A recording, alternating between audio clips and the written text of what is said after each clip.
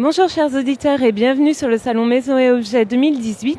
Nous sommes aujourd'hui en compagnie de monsieur François Delclos qui a son espace What News et qui va nous le présenter. Bonjour monsieur. Bonjour, bonjour à toutes et à tous. Donc voilà, donc comme c'est bien indiqué, c'est l'espace What's New dédié au décor, donc aux accessoires décoratifs. Et comme son nom l'indique, c'est un espace de présentation des nouveautés de la saison et des nouveautés des exposants. Alors c'est un espace en effet qui se veut être une sélection de produits et qui est un espace de décryptage, on va dire, des nouveautés les plus intéressantes et les plus remarquables de la saison. Donc en tant que tel, si vous voulez, c'est un espace, c'est pas forcément un espace de tendance, on va dire, parce qu'il n'y a pas un thème particulier, mais c'est, on va dire, un espace qui présente des histoires de style et qui montre vraiment quels sont les produits les plus intéressants que propose aujourd'hui l'ensemble des exposants de Maison Objet, quel que soit leur niveau de gamme, de prix, de style, etc.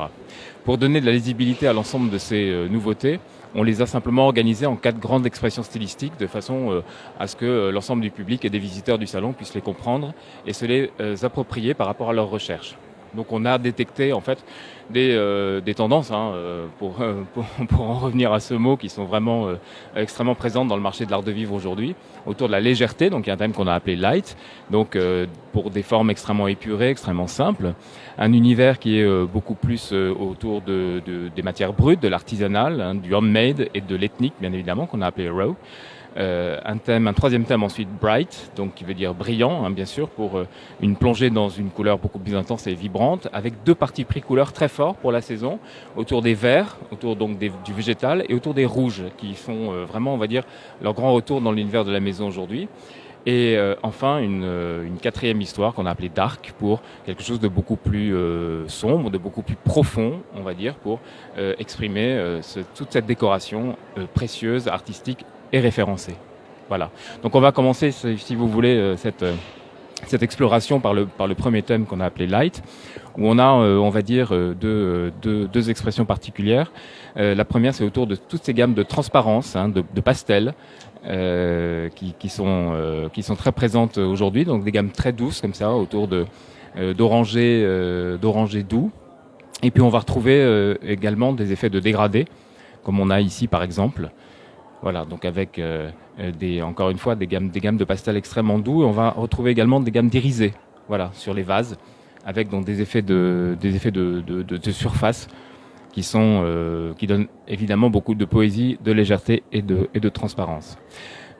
Deuxième grande histoire qu'on va retrouver dans l'idée de la légèreté et du light, c'est tout ce travail du design contemporain aujourd'hui autour de la ligne, de cette ligne extrêmement bien dessinée, extrêmement précise, donc notamment du noir, là bon c'est un parti pris bien évidemment autour du noir et du blanc, et qui donc va se détacher énormément sur le fond blanc là par exemple, pour donner un très bel effet de contraste. Voilà. Donc là l'objet il est simplement dessiné, c'est comme s'il existait simplement en 3D finalement, et on suivait le crayon du designer.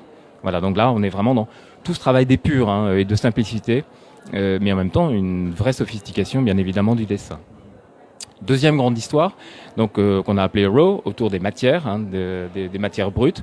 Donc là on est dans un univers beaucoup plus doux, beaucoup plus naturel bien évidemment, et toute cette expression de la naturalité, on va la retrouver avec tout ce travail du bois brut, notamment. Ça c'est des vides-poches par exemple, où c'est un objet décoratif très simple qu'on va poser, c'est du chêne brut, un tabouret en chêne. On va trouver également ce miroir qui est simplement tout simple et posé sur une souche en bois brut. Voilà. Donc là on a du bois bien évidemment, et on va retrouver également tout un travail de texture ici, alors soit sur des tissages donc très sophistiqués comme ça, avec des effets de fil, également des effets de texture sur des vases comme ça avec des légers reliefs. C'est comme si on avait finalement projeté du sable dessus pour obtenir cette espèce de surface extrêmement authentique, voilà. Et alors après, il y a des designers qui font des choses vraiment étonnantes avec ces associations de matériaux, par exemple, pour ces espèces de paniers où on a cette association vraiment surprenante entre une matière très technique, qui est du néoprène ici, et de la corde, tout simplement. Voilà. Deuxième grande expression stylistique de cette histoire du raw, qui alors là va aller plutôt du côté des pièces uniques, et de l'ethnique. Donc là, on est vraiment plutôt dans des objets de collection, ici, par exemple.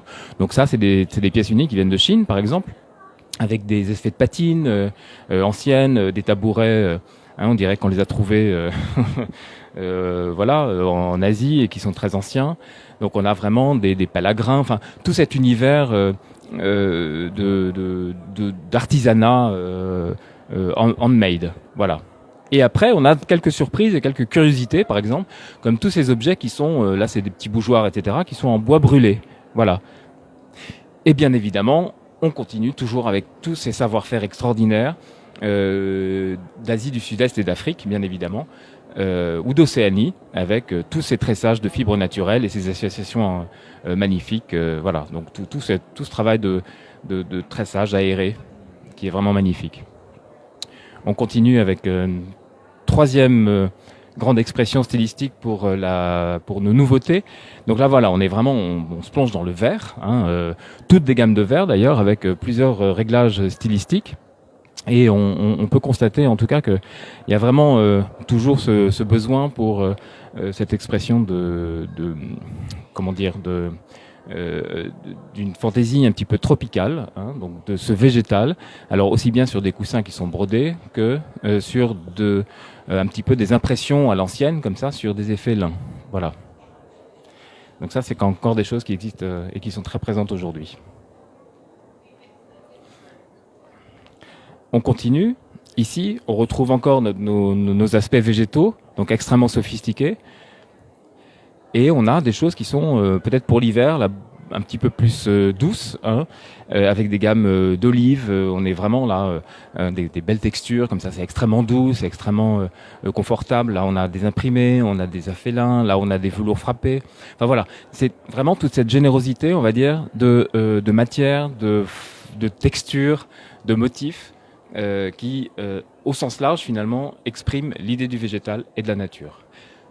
Un autre parti pris couleur, alors là, qui n'a rien à voir, autour des rouges très, très intenses qui signent un certain retour dans l'univers de la maison, pour des choses qu'on a ici qui sont très joyeuses, qui sont très drôles, voilà, avec des coussins, avec des personnages assez grimaçants, mais finalement extrêmement sympathiques. Des curiosités avec tous ces petits hippocampes et mohomards en carton à monter, donc c'est un petit peu comme un jeu, mais en tout cas ça donne évidemment beaucoup de joie dans la maison. Et on a ici toute cette expression également de toutes ces gammes au-delà du rouge, finalement c'est des gammes de rose doux, de terracotta, de beige également, et là qui viennent plutôt sur un univers design. Voilà. Donc là on est vraiment sur des choses qui sont très bien dessinées, avec très graphiques. Avec, là aussi, pour tous les textiles, les plaids, etc., des très beaux effets de texture et d'imprimé. Voilà. Voilà pour notre troisième histoire, Bright, et la dernière, donc on a appelé Dark, donc qui elle est évidemment permet d'exprimer des choses beaucoup plus sophistiquées, beaucoup plus précieuses, et bien évidemment tout cet univers classique revu, avec ces effets de fleurs comme des tableaux anciens, fleurs patinées, etc. Des miroirs de sorcières, comme on dit, qui sont traités là en soleil, des ex-voto à l'ancienne. Voilà. Donc là, on est vraiment dans la mise en scène décorative de la maison, avec toutes ces dimensions précieuses, toutes ces broderies incroyables qu'on a sur des coussins, par exemple. Voilà. Donc là, c'est qui brille énormément. Voilà. Tous ces effets de patine, quand même, qui sont extrêmement beaux également. Un petit peu comme des miroirs à l'ancienne, des miroirs piqués, voilà, sur des fonds de papier peint. Donc on est vraiment dans finalement une exploration d'une certaine histoire des arts décoratifs, avec quand même des curiosités d'aujourd'hui qui sont assez incroyables, et que j'appellerais des bijoux de maison, finalement, des choses extrêmement précieuses, qui sont des objets utilitaires dont on a besoin. On a besoin d'un petit miroir de table, par exemple. Donc celui-là, il est vraiment posé sur une branche de laiton doré. Un vide-poche, donc c'est extrêmement précieux. Cette coupelle en or qui est posée sur une plaque de marbre. Une boîte, ça c'est des serre-livres, par exemple. Ça, c'est un bloc de marbre qui est en serre-livre. Donc là, voilà, on est dans la matière, on est dans ces expressions de matériaux bruts, de matériaux de qualité, pardon, donc très très précieux pour cette décoration vraiment très élégante.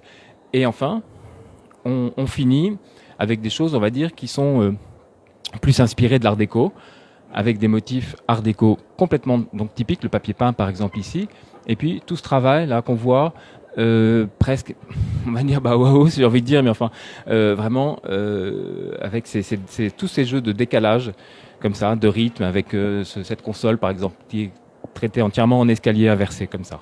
Voilà. Donc voilà, l'idée c'est que à la faveur de ce What's New dédié aux arts décoratifs, on a donc ces 4 expressions stylistiques qui permettent pour le visiteur, en quelques minutes finalement, en se promenant, d'avoir un aperçu, un concentré des, on va dire des produits les plus emblématiques de la saison. Voilà.